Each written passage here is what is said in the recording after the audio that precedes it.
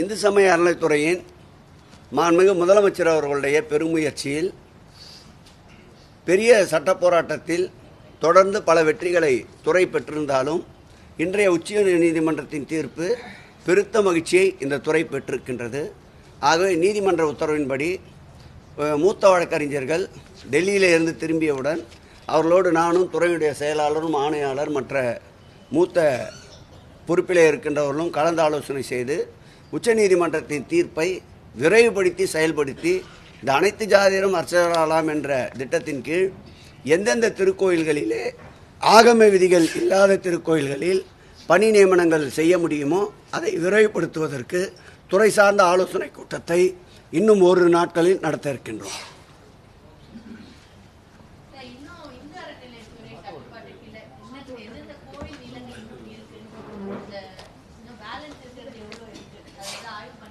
இது ஒரு குறிப்பிட்டு சொல்லுகின்ற சூழல் இல்லைம்மா. தொடர்ந்து இதற்குண்டான முயற்சிகளை மேற்கொள்வதற்காகத்தான் நான் ஏற்கனவே குறிப்பிட்டது போல் 38 வருவாய் மாவட்டங்களுக்கும் வட்டாட்சியர், 2 நில அளவை செய்பவர்கள், 2 உதவியாளர்கள் என்று நியமித்திருக்கின்றோம். அவர்கள் தொடர்ந்து இந்த பணிகளை மேற்கொண்டு வருகிறார்கள். நாங்களும் தொடர்ந்து மாதம் இது போன்ற ஆய்வுக் கூட்டங்களை நடத்தி வருகின்றோம். நிச்சயமாக ஒரு குறிப்பிட்ட காலத்திற்குள் இந்து சமய அறநிலைத்துறையின் கீழ் இருக்கின்ற அனைத்து சொத்துக்களும் ஆவணப்படுத்தப்படும் என்ற நம்பிக்கை இருக்கின்றது.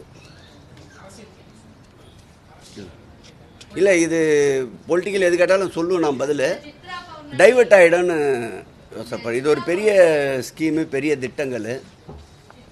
லாஸ்ட்டாக ஒன்று கேளுங்க, எதாவது சொல்லிட்டு அதுதான் நீங்கள் நியூஸ் ஆக்குவீங்க.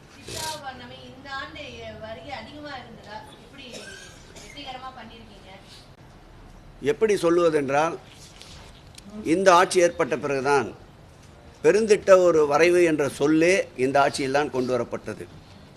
17 திருக்கோயில்களில் 1700 கோடி ரூபாய்க்கு மேல் செலவினங்களில் தற்போது திருப்பணிகள் நடந்து கொண்டிருக்கின்றன.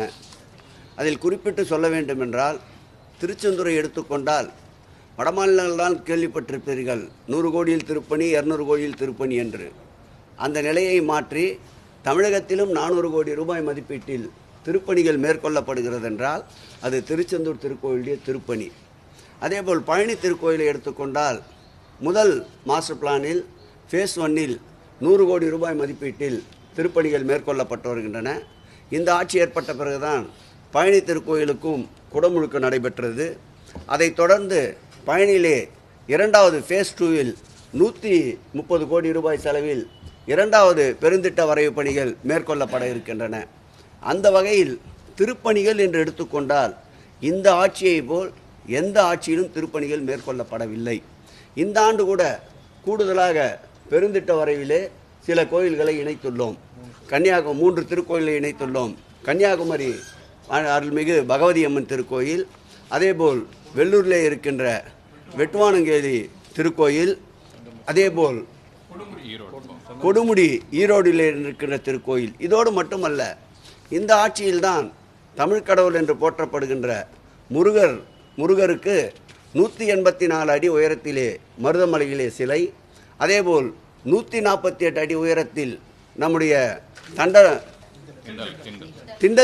திண்டல் முருகர் திருக்கோயிலே ஒரு சிலை, செய்யூரிலே ஒரு சிலை என்று 3 திருக்கோயில்களில் முருகருக்கு வரலாற்று சிறப்புமிக்க தமிழ்கடல் முருகருக்கு சிறப்பு சேர்க்கின்ற வகையில் இந்த ஆட்சியில்தான் சிலைகளை நிறுவுவதற்குண்டான பணிகளை மேற்கொண்டிருக்கின்றோம். அதோடு நிகழ்த்தி காட்டிய பெருமை என்னவென்றால், தமிழ்கடவுள் முருகனுக்கு ஒரு மாநாடு இதுவரையில் இந்து சமய அறநிலைத்துறையின் வரலாற்றில் இல்லாதவருக்கு ஒரு பிரம்மாண்டமான மாநாட்டை நடத்தி காட்டியிருக்கின்றோம். அதை முறியடிக்க வேண்டும் என்று பல மாநாடுகளை நடத்த முயற்சிக்கிறார்கள். ஆனால் அந்த மாநாடு வரலாற்றிலே நிற்கின்ற ஒரு மாநாடு. நம்முடைய திருச்செந்தூர் முருகர் திருக்கோயிலில் 7/7/2025 அன்று நடைபெற இருக்கின்ற நம்முடைய திருக்கோயிலுடைய குடமுழுக்கிலே மிக பிரம்மாண்டமாக ஒரு நாள் நிகழ்ச்சியாக இல்லாமல் ஒரு வார நிகழ்ச்சியாக அதையும் தொகுத்து வருகின்றோம்.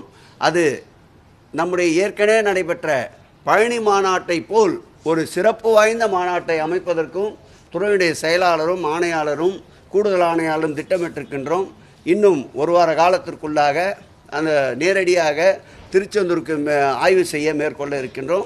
அதுவும் எங்களுடைய முதலமைச்சருடைய வரலாற்றில் பொன்னெழுத்துக்களால் பொறிக்கப்படுகின்ற ஒரு நிகழ்வாக அந்த திருச்செந்தூரினுடைய குடமுழுக்கு இருக்கும் என்பதை உறுதியிட்டு சொல்லுகிறோம். பிளே ஸ்டோர் மற்றும் ஆப் ஸ்டோரில் இருந்து பாலிமர் செயலியை QR கோடு மூலம் பதிவிறக்கம் செய்யுங்கள். செய்திகளை உடனுக்குடன் பெறுங்கள்.